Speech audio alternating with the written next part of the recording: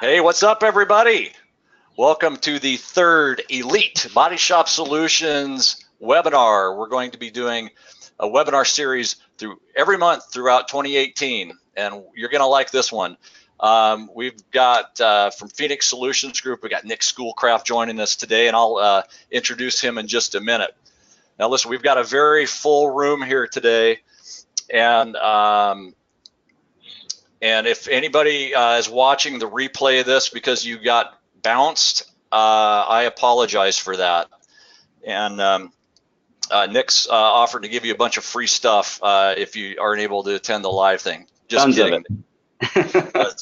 That's right. So I am going to share my screen with you guys real quick as we do some housekeeping. And yes, there we go. There we go. So, ladies and gentlemen, I first, as always, this group was originally formed because of people from the Body Shop Executives Performance Group. This is a kick-ass Facebook group that we created for positive, forward-thinking collision repairers that are tired of the negativity and tired of the pity party. This is a group of Facebook high performance individuals, and if this sounds like you, we'd love to have you join. Just go to Facebook and look under groups for Body Shop Executives Performance Group. And also, I want to thank several of the associations out there for helping us spread the word. This webinar series has really been taken off, and I owe a great deal of gratitude to you guys. North Carolina Association of Collision and Auto Body Repair, Iowa Collision Repair Association, Nebraska Auto Body Association, AASP, Missouri, Indiana Auto Body Association. All you guys, big shout out to you. Go to your chat box right now, and if you're in one of these associations, say hi, Dave, and where you're from. And also, big thanks also to paint company Axalta for your help in promoting today's webinar. Thank you guys very, very much. All right, so do we have Brett Holman on the line? Yes, I'm here. Hello. Hey, everybody. I want to take a minute. This is very exciting news for this webinar series. We have partnered with AMI, the Automotive Management Institute. So just by you being here today, just by sitting here watching this webinar, you can earn AMI credits towards your designation. And Brett was nice enough to join us from AMI to kind of explain how this works. Brett, why don't you take it from here, buddy? Absolutely. In order to view the quiz that we have online that is connected with this webcast, you either need to log into your AMI account profile, or you need to set one up, and you can do that for no cost. It's absolutely free, and you can find that at amisignup.org. Very good. Well, we're excited. What else you got to tell us today, Brett? Well, I just wanted to add a couple of quick points. I don't want to take up a lot of time, but as far as AMI is concerned, you know, a lot of people, they, you know, when they mention us, they think of training and, you know, learning and all that stuff. But AMI, really, we exist here to provide certificates and designations that are recognized industry-wide. And the value of these designations, they minimize the risk of hiring, and that is one of our key facets in this industry. We also elevate professionalism. We have really stepped it up in the last couple of years. AMI has been around for about 29 years now, and within the last couple of years, we've kind of ventured onto AMI 2.0. And in doing so, we've created a brand new website, and we also have created the LMS, which is our learning management system, where you can actually go online and take courses and gain AMI credits through courses that are offered right online. This webinar, in fact, will have a quiz that I will share the link with everybody towards the end, where you can go on. It's just a few questions, and as soon as you pass that, we'll credit, and we can get you, squared away from there. If you have credits, this will just compound with those. And That if you're sounds new good. to AMI, then we'll just get started. That sounds good. Thank you, Brett. Now, you kind of faded in and out a little bit there. So in case anybody didn't hear him, if you go to the AMI website and just search for "What is Driving Poor Collision Experience" is the name of today's program, and it should take you to where you can take that quiz. Anyway, very excited to have this partnership with AMI. Thank you for joining us today, Brett. Absolutely. It's my pleasure. We have done some work in the past with David, and it has been an absolute pleasure. We have come quite a long way in the last 2 years, and David has been a big part of it, and we'd like to thank him for that because it is really the instructors as well as the students that make all of this possible. That's right. Well, we got a bunch of them on watching the show today, so thank you, Brett. Absolutely. All right. Very cool. So, guys, we are going to. Looks like we have maxed out the number of attendees today. So, sorry in advance to those that didn't make it. We are going to take steps in the future because this is growing in popularity to make sure that there's always plenty of seats for everybody. So we've learned the hard way today, but no worries. This will be recorded, and everybody that's on the call and not on the call will be able to get access.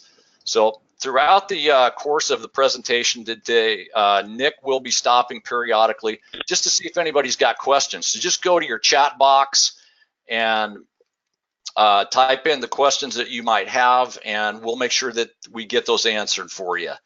And we've got one more piece of housekeeping to do here real quick, and that's called the antitrust guidelines. So the last couple times I've read like every word of this, and I'm just going to abbreviate it for you because I know you're not speed readers. This slide shows you the antitrust guidelines. I know you're not speed readers, so I'll summarize it. Elite Body Shop Solutions does not condone assembling with the intent to fix prices. We shall therefore avoid any discussions that pertain to body shop pricing, discounts, labor rates, and things of that nature. Capiche? Okay. I want to introduce you to somebody that's become a very good friend of mine, and this is really an honor for me. I'm excited about today's presentation. I was first introduced to Phoenix Solutions Group by a mutual friend in 2013 and had the opportunity to meet with Nick's late father, Steve Schoolcraft, and also the amazing Tina, who is the gal behind the scenes that makes everything happen around there, right, Nick? Yeah, absolutely. That's right. As somebody that thought they knew a lot about the collision business marketing myself, I quickly discovered I knew almost nothing in reality. Nobody I know of has put in the work like Phoenix Solutions Group has done to truly identify the behavioral science behind why a customer would choose a particular collision repair shop over another. I think today's presentation will be very eye-opening for many of you. A lot of people ask me, Dave, what is the thing I can do to differentiate my business? Everybody's looking for a silver bullet magic pill solution, and I hate to tell you that there just aren't any, but if there's one thing I would say that any independent collision repair could do more than any other thing, it's simply how they interact with customers. So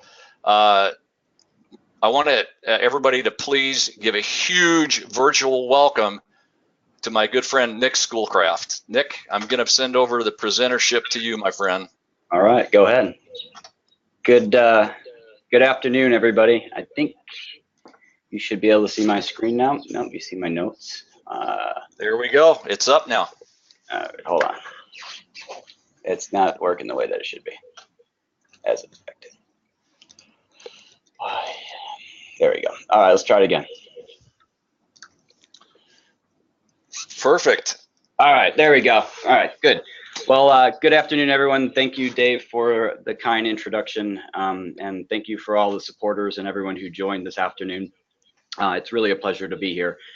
Before we start talking about what is driving poor collision experiences, I want to give a little background on who I am and where I've come from, and then a little recap on Phoenix, and then discuss our methodology and how we come up with the things that we're going to talk about today, and then finalize with a little with some tactics and how you guys can address these continuous concerns. So a little bit about who I am. I am Nick Schoolcraft. I have spent my career in customer experience and marketing consulting. The first part of my career was spent with Tribune Company, where I worked with major advertisers across the country to optimize their media buys. So basically, we took their customer data, applied it to our subscriber data, and then found really effective ways for them to advertise in multiple channels. And about 8 years ago or so, I joined Accenture, which is a global consultancy that focuses on a number of things, but the area that I focused on was customer experience strategy and employee engagement design.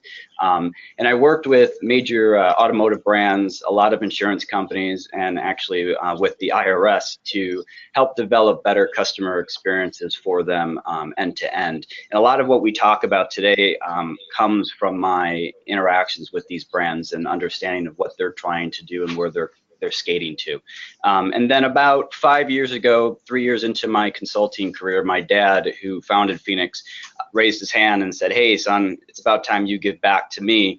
Would you mind giving us some free advice and help us kind of understand what's occurring out in the market and what can we do to enhance our offerings to our customers?" So that's a little bit about me, a little bit about the company that I work for. Phoenix was founded in '88 by my dad, and we actually got into a collision, and the experience was just so atrocious that my dad set out to change the industry. We are a marketing consulting firm that is 100% focused on the collision industry. We do not look at any other verticals. Our focus is 100% on making sure that we come up with incredibly effective and unique marketing strategies for our customers. And a lot what we talk about today have insights into why this is important for you to pay particular attention to. And then lastly, what's unique about us is everything that we do is powered by your customer's voice. We send out research to better understand how the customer experience with the shop was, and then we help our partner shops consult against that and fix those issues. Additionally, what our data allows us to do is it allows us to create perspectives and trends in the market. And that's what I want to talk to you today about, some of the things that we have seen over the past 30 years of working with your customers, but more importantly, some of the things that I have seen in the automotive industry as well as the insurance industry and how it's starting to populate into our current worlds. The first one is that customers are feeling as though they are consistently being transacted against in the repair experience. The second issue that we see constantly, and we think there's a lot to be gained here, is the delivery experience. And then finally, what is really more holistic to the overall enterprise or the industry is just this lack of poor overall customer service, which leads to just general poor employee engagement. So we'll talk about these in a little bit more depth, but first what I want to do is talk about why does this occur? Why do we always have these issues? And I think it's important to start with understanding that your customers are stressed out when they're in an accident. And when people are in stressful situations, what they tend to do is glom onto experiences that are very comfortable and very fulfilling to them. Their expectations tend to rise greater because when you're in a stressful state, your rational mind, your rational thought goes to the wayside, and you're just looking to find something that is comforting and welcoming.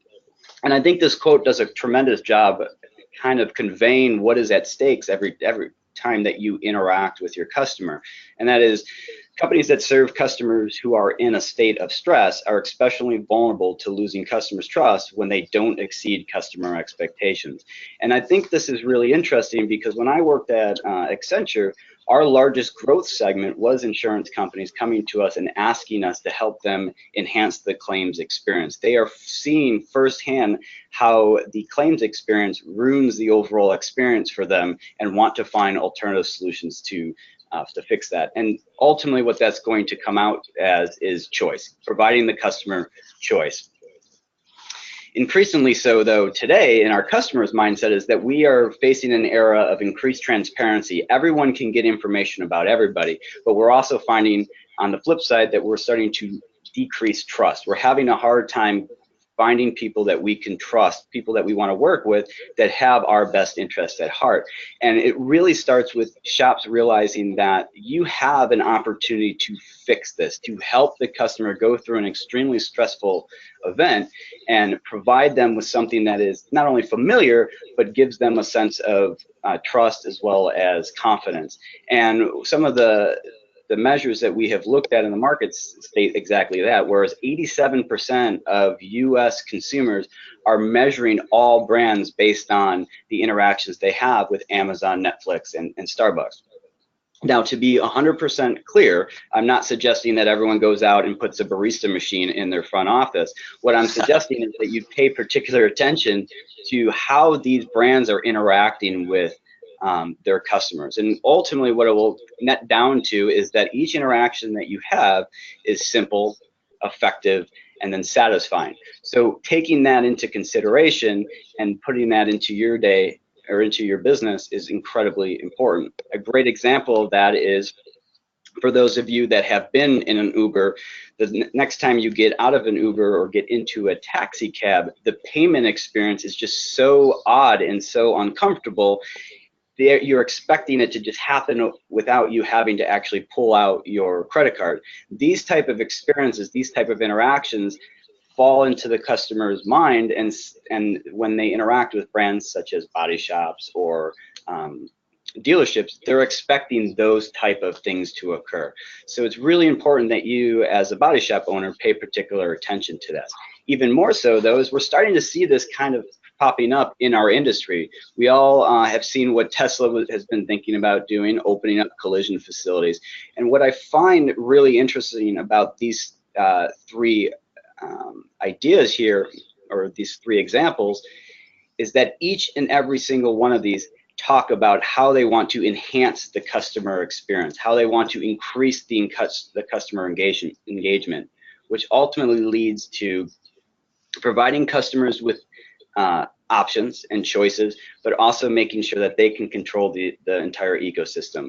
While I know Tesla has their part issues, if you really think about what a Tesla can do in terms of body repair, car gets into an accident, that car is extremely connected to a lot of devices. It can run a diagnostics, it can beam that over to the shop.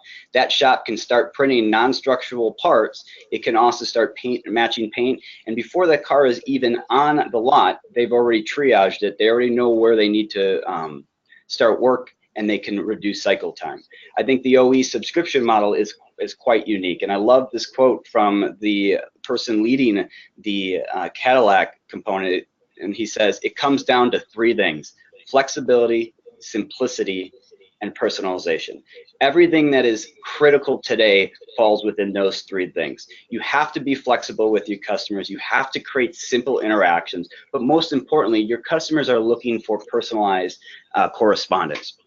And then lastly, for those of you who have been affected by the Progressive Concierge program shutting down, what you're finding is that the reason why is that they're looking to find alternative solutions and alternative options for their customers to ensure that they are providing a high quality repair experience. And what this is really speaking of, and like I said earlier, is talking about this need to truly understand what your customers' wants are. The problem is that our industry, the way that we measure customer interactions, the way that we measure customer satisfaction is incomplete. And I think this is a great time for us to start with our first poll question. So Dave, if you want to ask away. Yeah, sure. You bet. We'll launch our first poll here.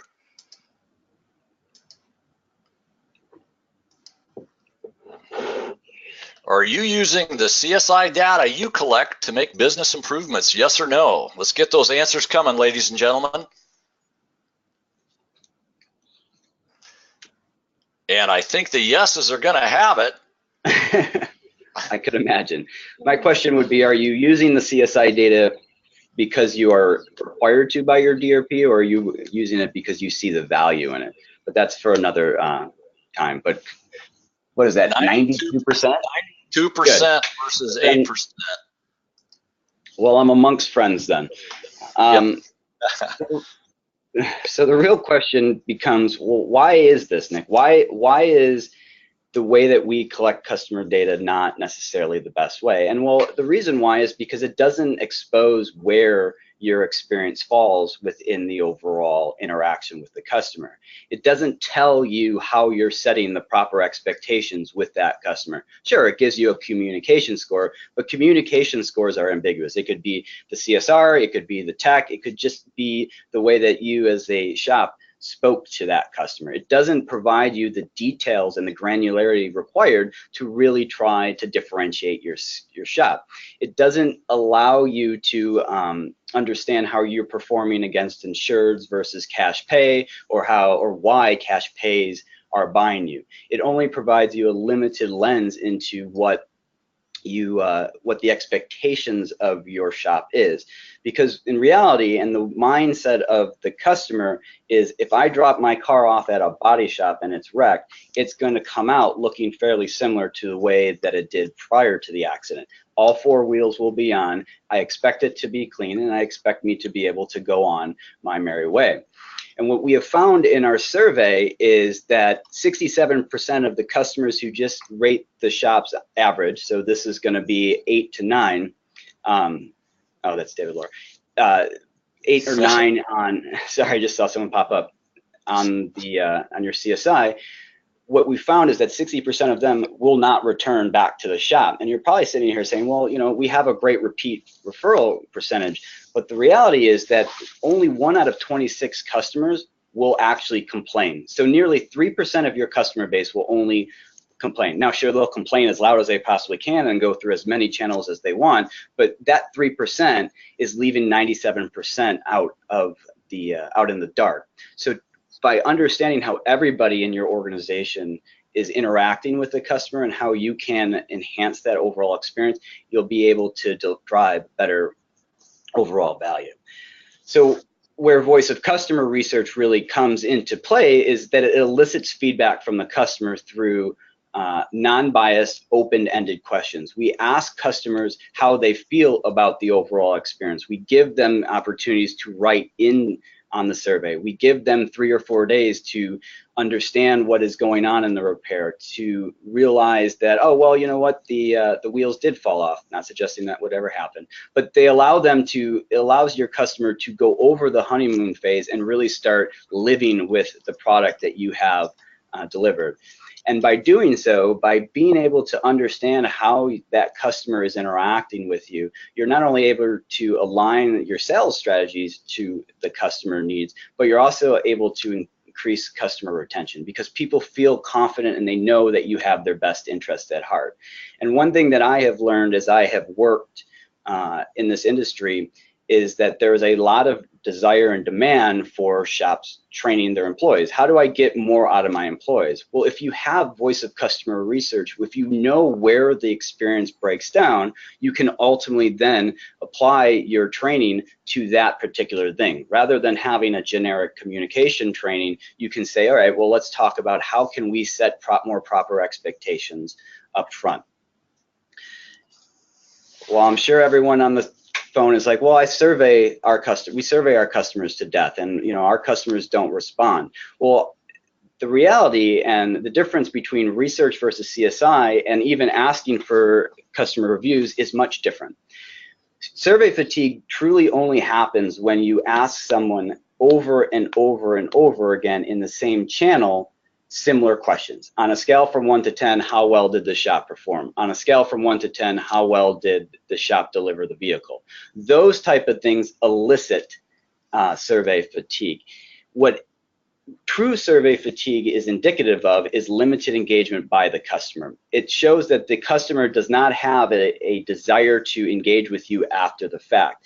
And what I have coached some of our customers on is that understanding why you're not getting the response is more critical than hiding behind why the responses aren't coming. And from someone who has worked outside of this industry and has done a lot of surveying in his life, I find it quite interesting how incredibly disappointed our customers get when they see a 30 to 35% survey response rate, because on average, we would want to see a 10 to 15% survey response rate when I was working with Accenture. And what you really want to understand is, and the nice thing about research is it allows you really only need 5 random responses in order to truly understand trends. When you are researching your business, it requires more about trends than granularity. The granularity comes with how customers are deciding to interact with you, what people are saying about particular components of the experience, rather than the generic overall experience. So how do you grow? How do we really do this? Well, it starts with understanding, are you exceptional or are you average? Do you know what is expected from you over and above the general expectations of the repair experience? But mostly it's understanding why people choose your shop. Because when you understand why people choose your shop, you can align your sales tactics to that, you can align your marketing to that, but more importantly, you can interact with these people to develop a deeper and more meaningful relationship. What's also incredibly important, though, is after you get the keys from that individual and the repair has continued or finished, it's important that you continue on after. In my mind, the marketing for your shop should start the moment that person drives off the lot. And it should be more than just that you eliciting online reviews or sending them an email 2 to 3 months after the fact or sending them an annual newsletter. It needs to be personalized. Consumers today live in an incredibly loud world. They are getting thousands of messages every day from advertisers wanting their attention, and literally only 2% of consumers actually view or take in the advertisements that they see. The ones that tend to fall to the top are the ones that are more personalized, the ones that are directed to the individual and have context related to the interactions that they had with the brand. And why this is so important is because if you're able to connect with that customer at a deeper level, you're able to address things that are on everybody's minds. How simple will this shop make it for me? How effective is this shop going to be in the repair that they do? Will I be satisfied working with this shop versus the shop next door? Do they seem to care? Do they take the time and the effort to make sure that I understand fully what is about to occur? But most importantly, they want to find somebody that they trust, they believe have their best interests at heart. And when you're able to do this, when you're able to align with the customer's emotional motivators, okay, Dave, after I get through this, we'll talk with the questions. You're able to kind of overcome a lot of the questions that I'm sure everyone in this on this webinar sees. Why should I choose the shop over the next? What happens if the shop's not on my DRP list? Is the work going to be warranty? So on and so forth. It allows you to overcome that because the old adage is everybody wants to buy from people that they like. And when you're able to do that, you're able to see increased revenue. So go ahead, Dave, if you want to shoot any questions. Yeah, I don't want to cut you off if you're on. You sound like you're on a roll, but we've got a roll, but I can catch up. We have some great questions coming in from some obviously very intelligent people. My man Roy Gonzalez, what's going on, Roy? Thanks for joining us today. Roy wants to know, do you think an independent shop can be successful without having DRPs, and if so, how? Absolutely. I don't know if we got enough time to answer that one. Roy, call me after this, and I will be more than happy to explain to you how you can be successful. But ultimately, guys, DRPs are a great funnel for business. But what it does is it tends to take away from the true intent of your job, which is to build a relationship with that customer, is to make them feel that you have their best interests at heart, and then extend that well past the repair. So yeah, there is always alternative solutions, and a lot of our customers, when we coach them, we try to remove that DRP mindset, and we try to help them find alternative solutions to grow their business. So thanks, Roy. Yeah, James, my man James wrote us in Nebraska. The Cornhusker, he wants to know how long before more OEMs try to direct insured to their preferred shops to try to get higher satisfaction ratings. Yeah, I think I know what he's saying. He's probably asking about, are there going to be more subscription models coming out? My assumption, what we're seeing today, is the first movers advantage. People are getting into the market, they're testing the water. What we're seeing is it's mostly higher end vehicles, although Ford is kind of dipping in it with the Focus. I would imagine that it's a fast follow thereafter. Now, will it be a whole shift? I don't think so. I don't think we're going to see that anytime soon, but I think you're going to start seeing OEs starting to pay more attention to the customer experience and what is happening to their customers. Very good, thank you. And my buddy Tim Papp, industry legend. Hey Tim, how is the survey delivered to the customer? Is it email, text, etc.? It's delivered two ways. It's delivered, if we do collect email, it is delivered email and U.S. Postal. It is sent out 3 or 4 days after the repair occurs. Prior to the email going out, we do send a thank you letter out on behalf of the shop, informing them that there will be a survey coming out thereafter. So about 3 or 4 days through email or through mail. Fantastic. All right, Nick, back to you, buddy. All right, we're on a roll here. Here we go. So just to kind of sum up what those concepts were saying, is I think that Gary Vee, from the author of The Thank You Economy, really states it well, is that there is a proven ROI in doing whatever you can to turn your customers into advocates. And the way to do that is through offering superior customer service. And the hard reality is it's not all about Google reviews, because if you see in this in the slide, I just Googled collision repair near me. Mako has 4.4 stars. And then the other two have ads. So it becomes obsolete when every single person in the market has 4 stars or greater.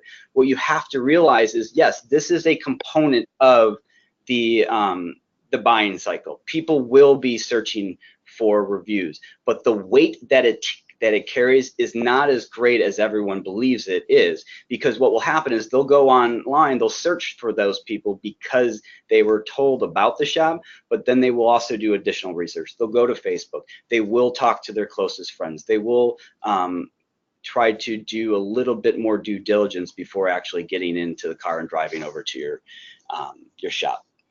And this causes another issue, is that we focus more on the things that will make us, the shop, more profitable, rather than focusing on the things that matter the most, which is ultimately what the customer wants. Because if you can understand what the customers want, you can apply that logic across any of your initiatives to make sure that you're doing a better job.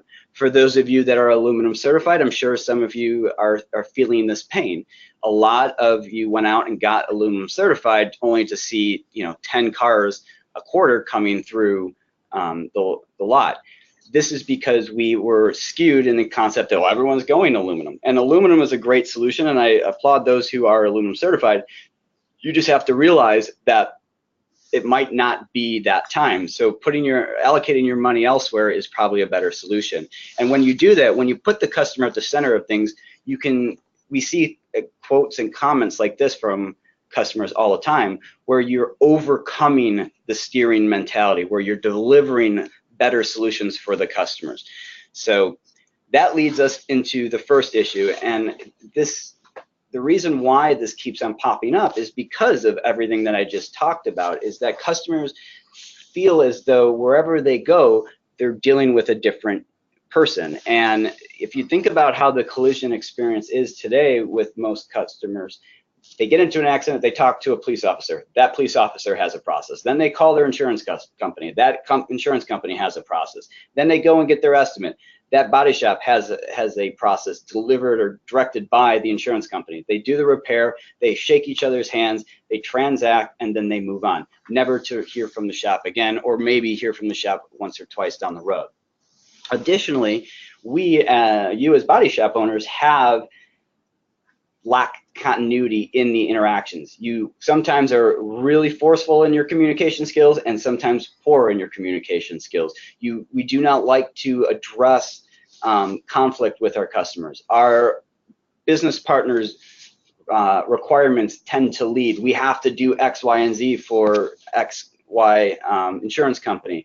And then lastly is our own internal KPIs, the KPIs that you develop to judge your customer or your employees on are inside out focused. They're measured based on sales dollars, based on cycle time, based on estimates, based on supplements, but nothing related to how you're interacting with the customer. And the goal that we always want to get to is we want to find a way to develop a seamless interaction between all four quadrants of the experience. And when you do so, you can really drive incremental gains.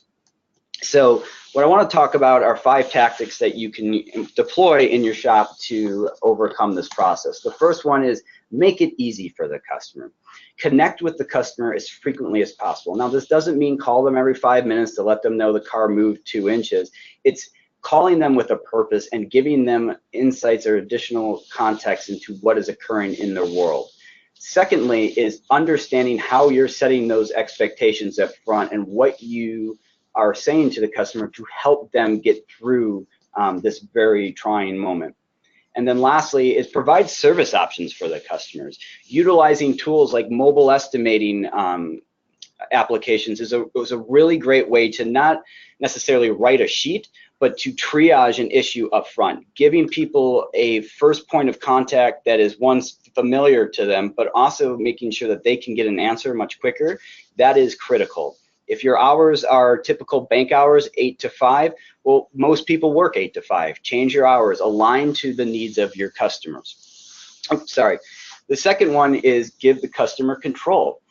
And this doesn't mean to have the customer go out to the shop and paint or put back their fender. What this means is educate that customer about what is going to occur throughout the entire process. Educate them on where the potential issues might be. You don't want to expose all issues, but say, you know, we have been having issues getting these type of parts, whatever it might be. Defining and educating them on where it might fall will help you down the road and will make the customer feel that you have their best interest at heart. And then lastly is understanding the customer's preferred method.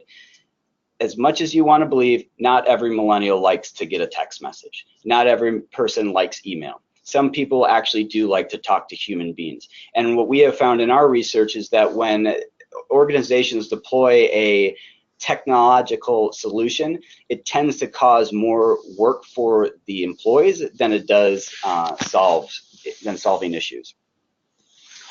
The third one is personalize the experience whenever possible. You know, you want to ensure that all team members have access to the best information. It's embarrassing or it's bad when someone calls in and someone is not familiar with what is going on. The expectation from the customer's mind, irrespective of what the reality is that everybody in the organization knows what is happening.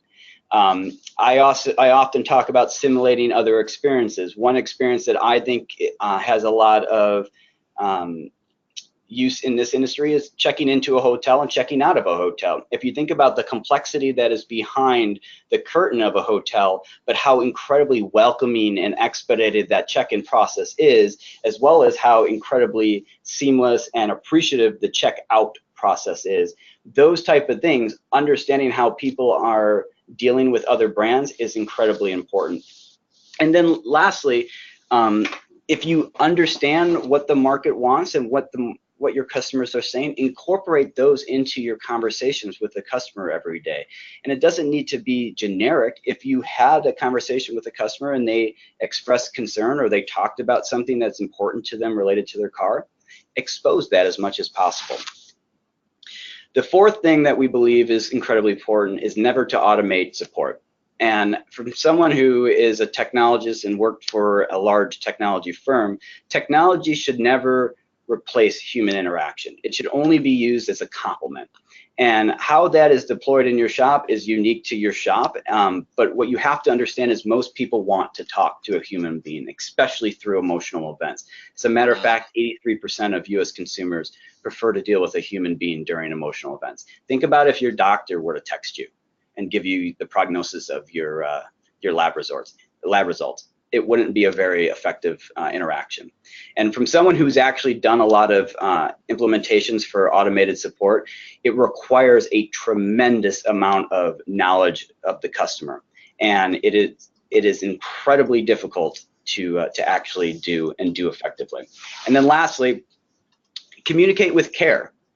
Be customer first. Communicate any issues as quickly as possible, but don't call and say that, you know, the part distributor wasn't able to get you the part or the adjuster didn't come out. Lead with the outcome. We are having an issue with getting a part, but we're working through it with our part supplier. We hope to have it here tomorrow. There may or may not be an issue. I will call you back tomorrow once we know more.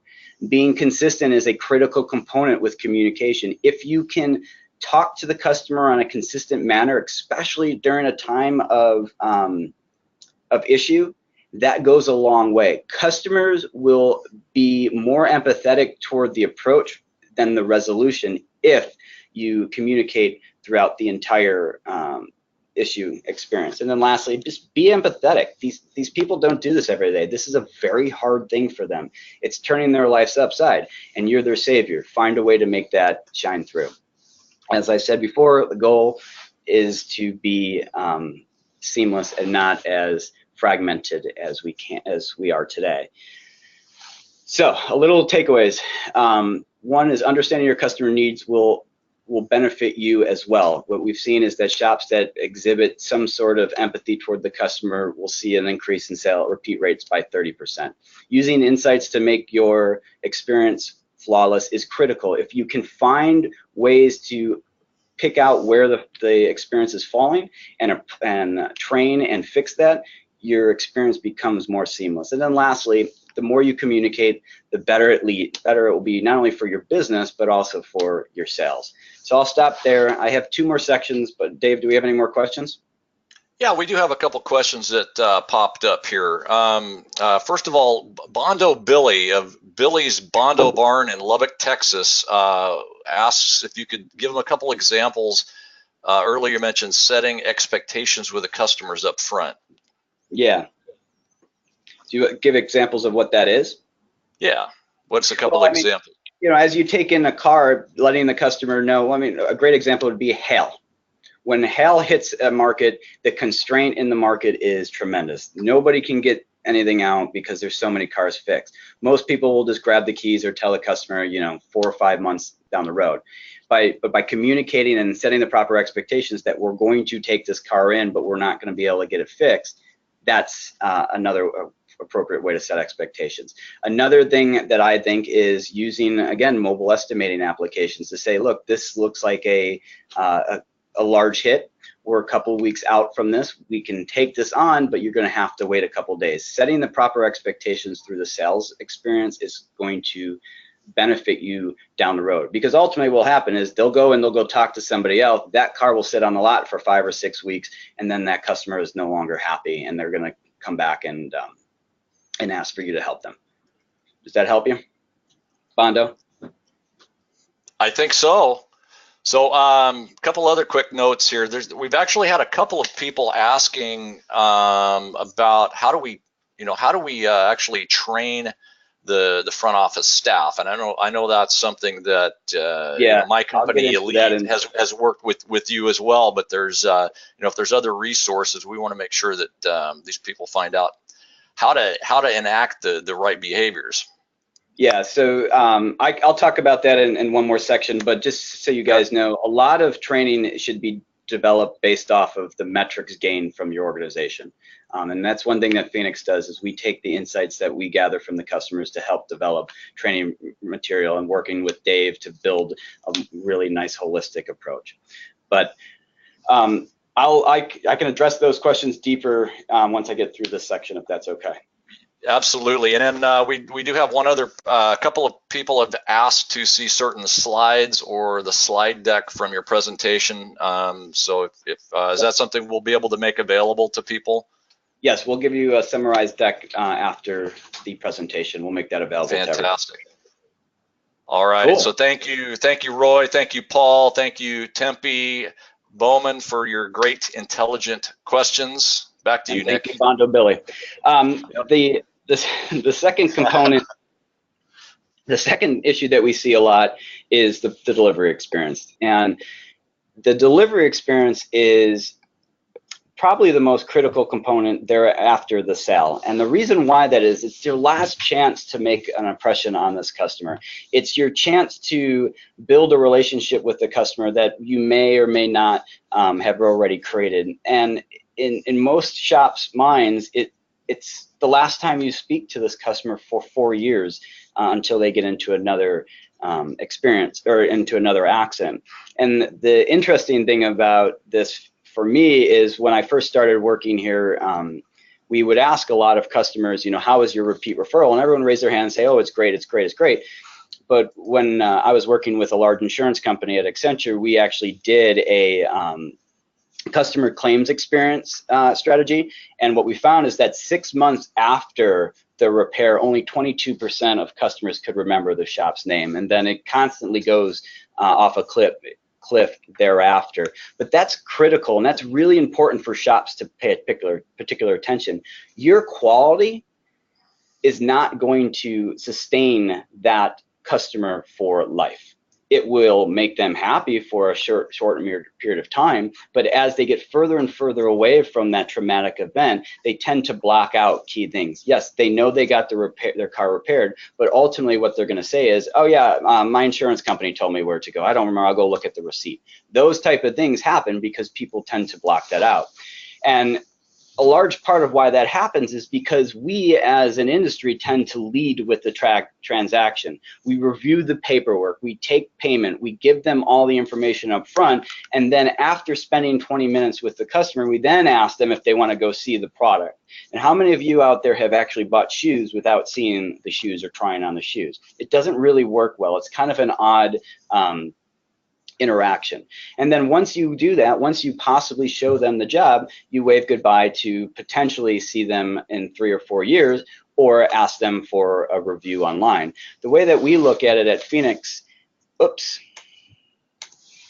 is really a little bit different, where we suggest obviously preparing, but then getting the communication and the engagement up front as much as possible, and then leading into the transaction. The first thing that we always suggest is prepare yourself. Prepare for the customer. You know the car is delivered. You know it's time to deliver the vehicle. Quality check it. Make sure that there isn't dust. Make sure that you have reset the station presets. You would be amazed at the amount of comments we get from customers stating that that the shop left the car dirty, or that they didn't vacuum the interior. Those type of things drive really, really poor experiences and lead to degraded interactions with the customer. Lastly is, if you can't be available, if the person who took the keys is not available, then make sure that the person who is delivering the car is familiar with the customer's file and the customer interactions that have happened in the past. Once you get to that point, once that customer is about to come into the shop, don't make the customer wait. It's okay for a short wait, but you know the customer is coming. Set the time aside.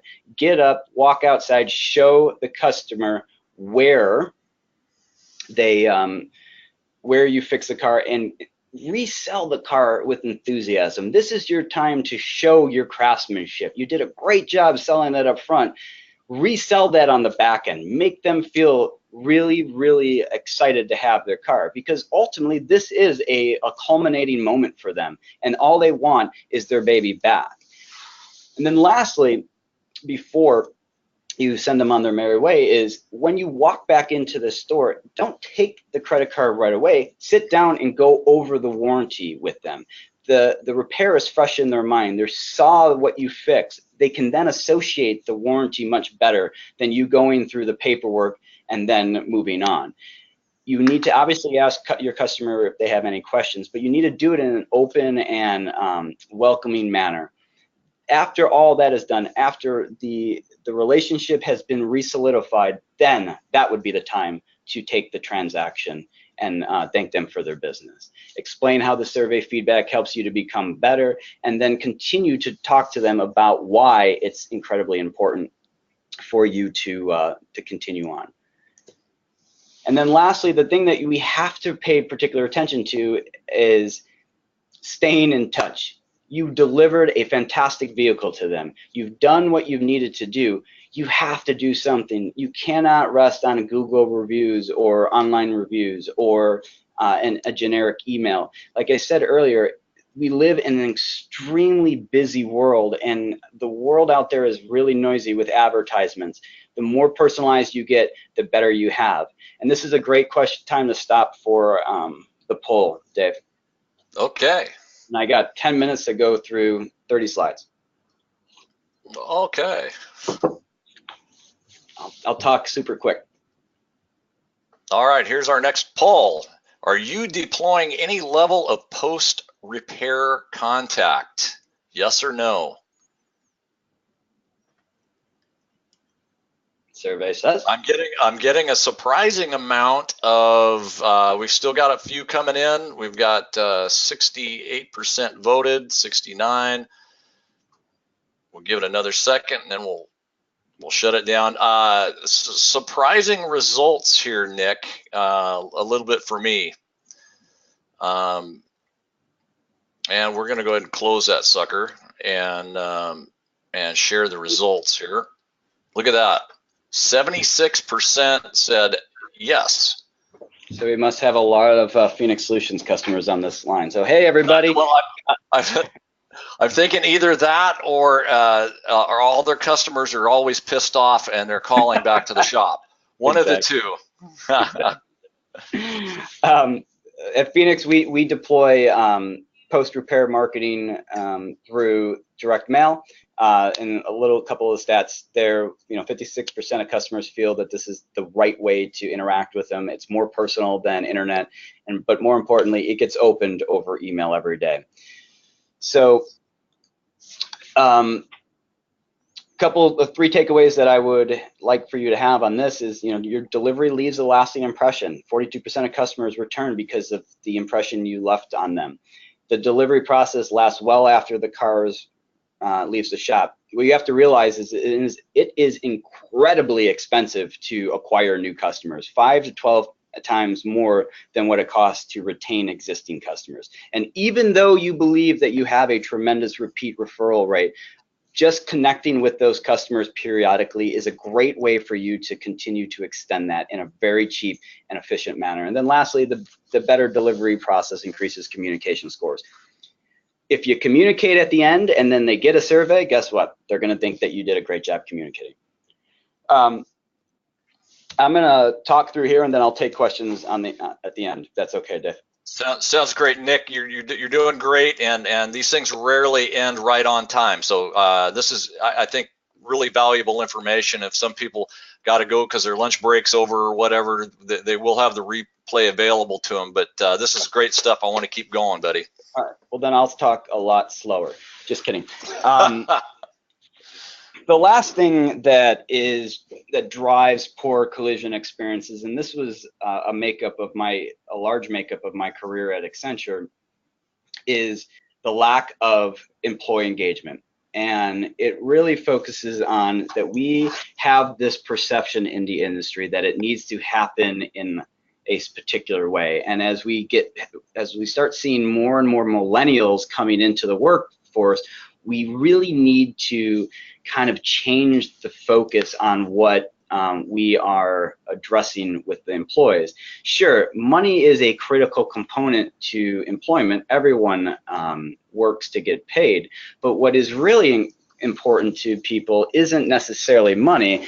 And in a recent study that we did, is what we found is that appreciation for the work that people do, along with good relationships with their colleagues, is what drives really great employee engagement, what helps people get above that lackadaisical mindset. Yes, number 8 is attractive fixed salaries, but the ability to have a great relationship with the people you work with, that is critical. Because if you think about it, if it comes down to a couple $1,000, $5,000 here or there, people will probably look more at the relationship they have with the people they work with every day, rather than starting all over and going to another shop. So what this tells us is that it really comes down to culture.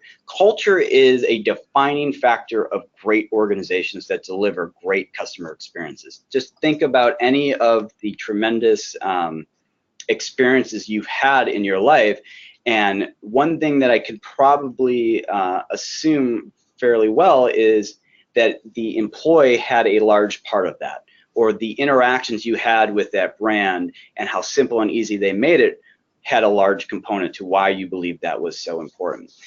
The concern, though, is it's not just one thing that creates culture. It's a lot of things. It starts at the consideration set of the employee. Why should I come and work at this shop? And ends, and it continues, I'm sorry, even after they leave. I was telling Dave this yesterday. I get emails constantly from Accenture asking me to come back. They want people who have insights, and for shop owners, you should want that too. You want to have people who know what is going on in the industry and have them apply that into your world. And the way that we approach this at Phoenix, and this kind of talks to the employee training program, is we look at it through stages of the entire life cycle. We try to help brands really understand how their brand is out in the market and what is the reason why people would want to come and work with them. And it continues on to that learn and thrive. We use our survey method to help understand what is going on internally, but we also take the data that we receive to develop really strategic training programs for them. And then thereafter, as they leave, we find ways to help extend that as much as possible.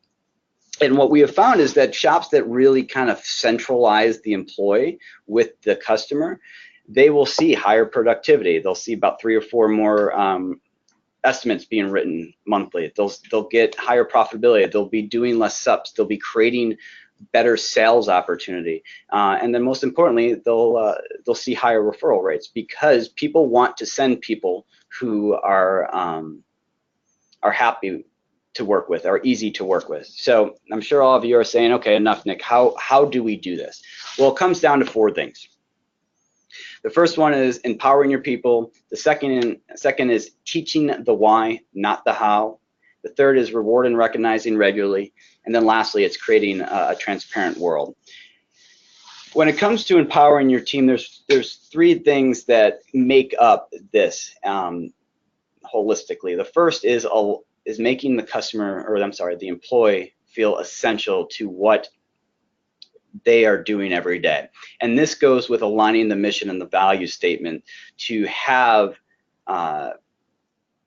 the employee as well as the customer inside of that. I've looked at a lot of mission statements in this industry, and a lot of the mission statements are very similar in the sense, we are going to repair the vehicle to the highest possible standards. That is great, and that is a good mission statement. The problem is who is repairing the vehicle? How are you going to repair the vehicle, and what is your underlying mission for your employees? The second thing is that your employees need to feel trusted. They need to feel that they can come to you and ask you questions and provide feedback and provide insights to really make the business better. Your customer service people, your estimators, anyone who speaks to a customer every day are a wealth of knowledge and a wealth of insights into what the customers want. And not taking advantage of that is kind of a disastrous event for you. The third thing is make them feel inspired. We coach a lot of our customers on utilizing the customer survey responses to help promote inspired work. Look at what we did for Mr. Smith. He was so happy he could go down to the lake with his grandson.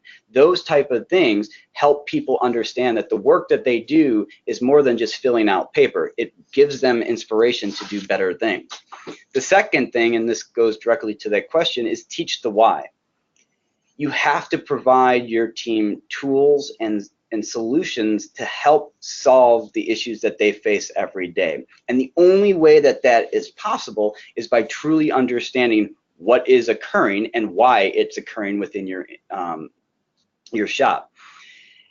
The other concern with teaching the way is that it has to be consistent. Training is only as good as the frequency of the training. If you invest in coaching and training, invest in coaching and training for a long term rather than a short term. One time is not necessarily the best solution. Consistency is important. It takes, what, 6 or 7 times for it to ingrain in the person's mind. That is how incredibly important it is to have that consistency. And then lastly, lead. You all own body shops, or you all are leaders in a body shop. The more that you lead, the more that you coach rather than mandate, the better the outcomes will ultimately be for your employees. The third component is reward and recognize regularly. And this is really important. Money isn't always the best thing to provide employees. As we showed in that poll, that most people want support. They want to have, they want to be recognized for the good work that they do. Utilize customer feedback, however you get it. If it's through Google reviews or if it's through our survey responses, use that to really kind of bring everybody together and unify around tremendous experiences and service failures. And most importantly, around service failures, because if we all can get together in a room and talk about why such a thing happened, we all become collectively better rather than pointing fingers at the CSR who did not make the phone call. And when you do this, when you acknowledge and you unify, everybody in your organization feels supported and they feel as though they have the tools that will best, that will lead them to the best outcome. The fourth and final thing is really for shop owners, and this is create a transparent world where you foster growth, you ensure collaboration, and you build that trust that's required in any type of human interaction by allowing or informing your staff of the reasons why certain decisions are being made. That is critical. Now, it's not necessarily bringing everyone into the room to talk about the finances or what, why we have to remove a DRP. It's more giving them insights into why the organization is operating the way it is, why we're deciding to go down a certain path. Because the more informed, the more aware the customers are, and the more, the employees are, and the more aware the employees are, the more encouraged they feel with their interactions with the customers. Because if I know what is happening and if I know where we are skating to, I can then make sure that that exudes in my interactions with customers, interactions with my business partners, and most importantly, interactions with my employees and my colleagues. Because a well-rounded organization kind of just, it's very hard to not have great interactions with customers if your employees are not fully engaged. So what you should take away from this is, one is culture is much more valued over pay. 95% of employees value culture over the actual pay. Now, this is me not suggesting that we reduce paychecks for everybody. I'm suggesting, if anything, we should increase it, but realize that this is not the determining factor of why people stay. Exactly. The employee experience should be continuous. It is ongoing. Just think about yourself. You always want to get better. Well, this is exactly what your employees are wanting. Give them the tools, give them the opportunities to become more enlightened. And then lastly, better employee engagement leads to better business metrics. We see this time and time again, and there's countless studies out there that says the more engaged your employees are, the better the interactions are with your customers. So I'll stop there just before I go any deeper, do you have any questions? Dave? We got we got a couple of Phoenix Solutions customers giving you a shout out. Stuart at Tracy's, Stuart, Nebraska. how are you? How are you, buddy? And then Shelly, Bob, and Katie with Nokers. Hey, New Acres, what's up, guys? Yep, they're giving you a shout out, and they of course have post repair follow up. Good. That's, I hope. That's good. So here's a couple other good questions. This one comes from Cecilia Miller. She asks, do you believe the person who wrote the estimate / sold the job should be the same person who delivers the car? Yes, if that is an opportunity, or if that's possible. That was actually from Miranda Pence. My mistake, Cecilia. Okay, well, Miranda, Cecilia, both of you can benefit from this, but if you have the opportunity to do that, absolutely. That creates a nice continuity between the experience. So the more familiarity you can put into every interaction, the better it will ultimately become. Good. Question from Bob Weiss. He asks, are you recommending person-to-person post-repair contact? No.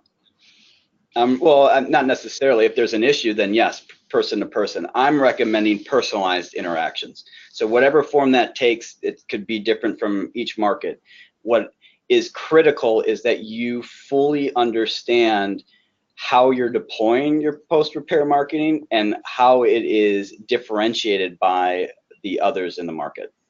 Absolutely. So that kind of piggybacks Roy Gonzalez's question: should a different person do a post-repair call, or should it be the service writer? So it depends on how that's being deployed.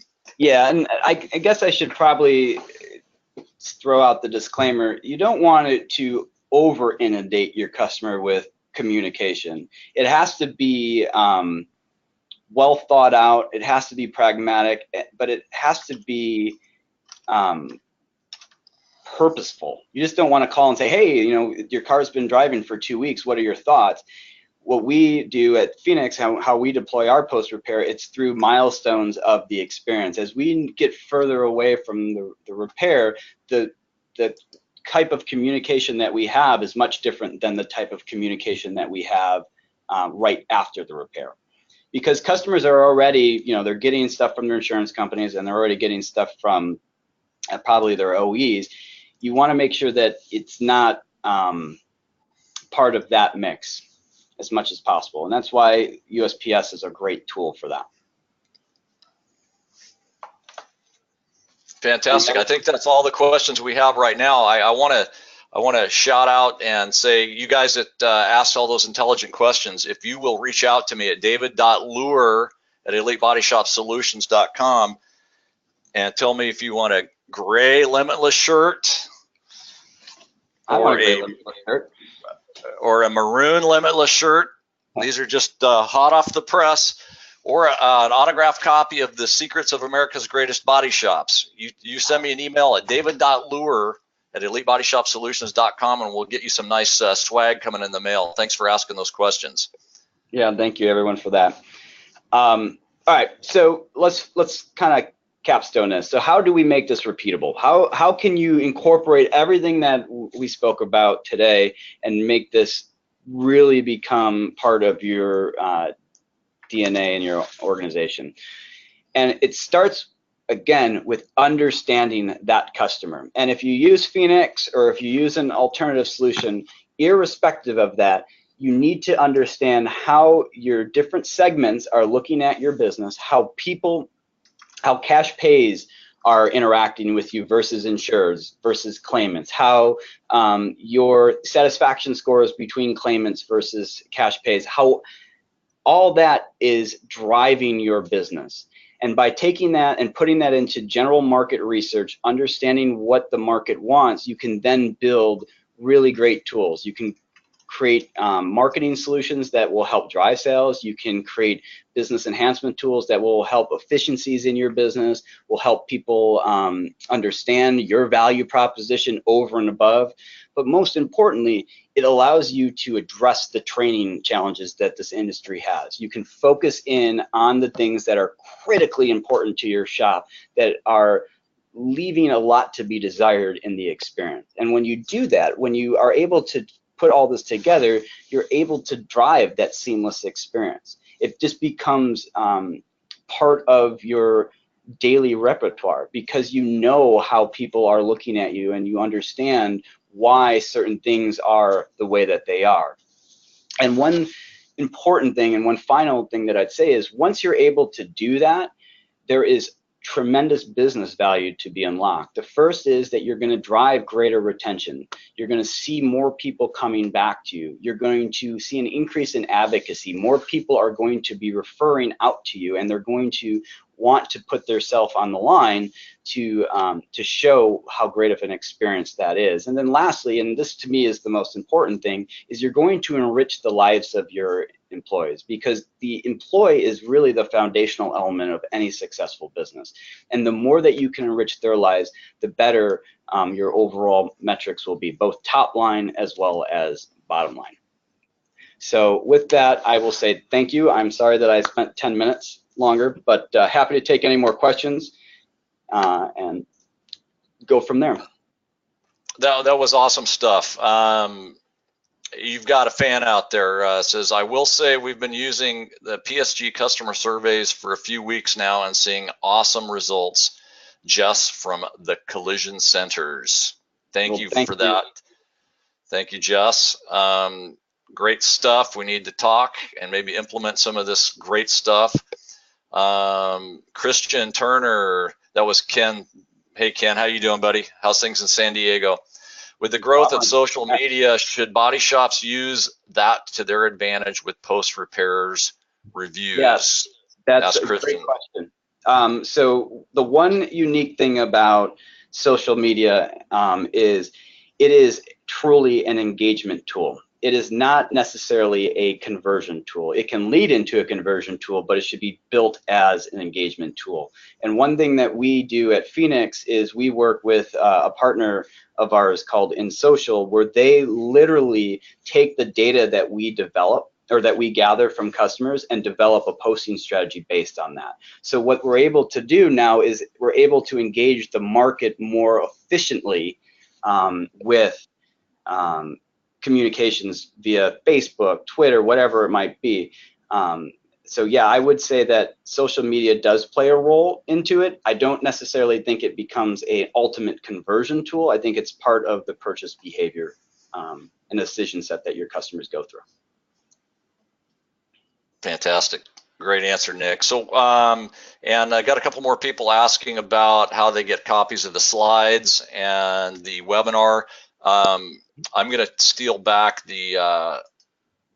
Yeah, go ahead. How do I do that? I'll do it. I got it right here. So, so to answer your question, Gabriella, and some others that have asked this, we will have 24 hours from now. You should have an emailed link to the replay of this webinar. Now, I'm going to be coachy Dave here for just a minute. You know, a lot of the technical components of the repairs, what gets all the attention in the media, and how important it is with you know, to follow OEM repair methods and all the technical training that's needed, you know, to keep up with this technical tsunami that we've got coming at us right now. But to me, and I think even Jeff Peavy over at AMI, we've had this discussion as well. If you really want to differentiate your business from the masses right now, this is the stuff you got to learn. And I know that Nick shared a lot of information with you today. I would highly, highly encourage you to, when you get this replay link, go back and watch it again. Share it with your teams. Share it with other independent collision repairers that are out there trying to compete against the big boys, because this, ladies and gentlemen, is the stuff that will differentiate you. All right, done being Coach Dave for a minute.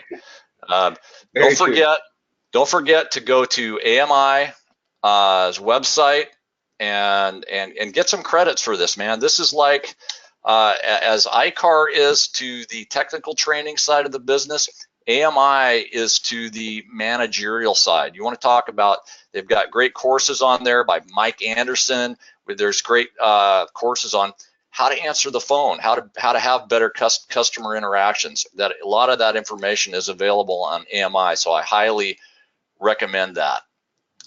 So our next presenter, June 14th, the crazy Canadian friend of mine, Ryan Taylor, founder of Body Shop Booster, he's going to tackle the very difficult task of discussing photo estimating, the good, the bad, and the ugly. And this is another one that you're not going to want to miss.